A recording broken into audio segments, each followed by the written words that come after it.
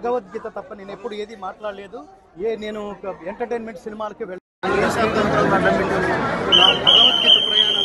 భగవద్గీత అనే తపస్సులో నాకు ఏదన్నా పరమాత్మ కనుక నాకు నా నాలుకకి శక్తి ఇచ్చి ఉంటే బాలకృష్ణ గారు ఆయుష్మాన్ భవ, అట్లాగే సంగీత దర్శకుడు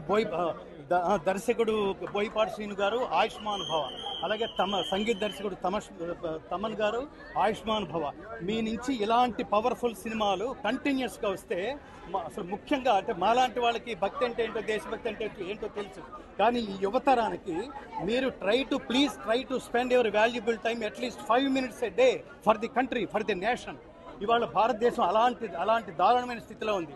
ఈ మధ్యన జరుగుతున్న అనేక కాశ్మీర్లో కానీ, ఢిల్లీలో కానీ, బాంబేలో కానీ ఈ పేలుళ్ళు కానీ ఇన్ని జరుగుతూ దేశ భద్రతకి విఘాతం కలిగిస్తున్న ప్రస్తుత దారుణమైన స్థితిలో ఈ సినిమా గొప్ప కనువిప్పు కలుగుతుంది.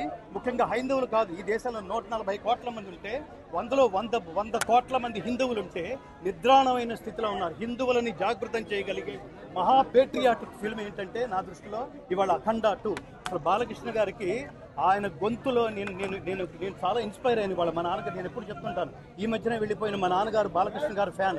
ఎందుకంటే ఆయన గొంతులో ఏదో ఒక అత్యద్భుతమైన వైబ్రేషన్ ఉందిరా.